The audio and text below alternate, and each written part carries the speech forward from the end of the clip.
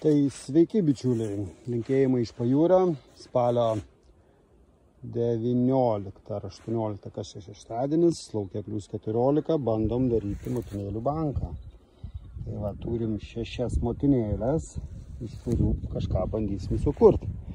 4 iš jų buvo išsiritusios ir apsiskraidė rugsėjo pačiam gale, pradėjo kiaušinti ir perų normaliai, viską, tai jos keliauja į banką.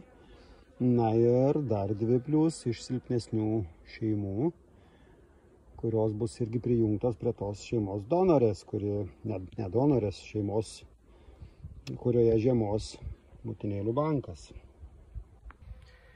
Na va, išpjovėm korėje vietą, įdėjom narvelius su motinėlėm tiek iš vienos pusės, tiek iš kitos.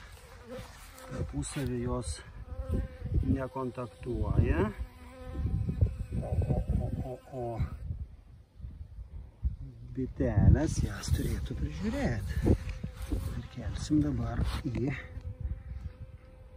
didelę šeimą, kuri bus dar papildomai pastiprinta įvairiomis bitėmis, tiek iš tų rudeninių nukleusų, tiek iš silpnesnių šeimų.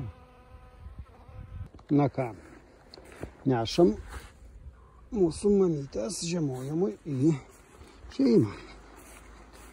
Na, kaip matot, yra paruošta, bičių nemažai.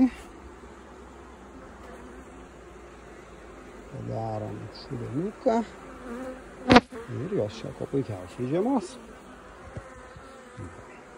Na, apie rezultatus žiūrėsim, kaip sakant, pavasarį. Tiesa, dar vienas momentas. Tikroji motinėlė iš šitos šeimos, jin irgi buvo izoliatorė, čia ta mano manekenė. Va, jinai yra perkeliama į kitą šeimą, iš kurios paimta motinėlė į banką. Ir ten tiesiog bus net išleidžiama žiemojimui, eksperimentėliai neizoliuota, ten perų nebėra, vien tik tais maistas. Kaip matot,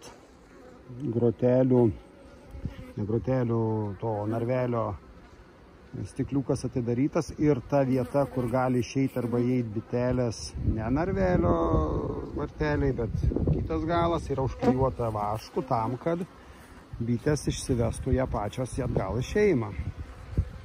O šitoj šeimoje yra išimta motinėlė į banką ir jos neturi motinėlės, todėl mes čia ją ir padėsime savo. Padėsim taip, kad galėtų jos kuo puikiausiai išsivesti ir po kelių dienų apžiūrėsim, ar motinėlė išėjus ar ne. Tai va, kol kas tiek.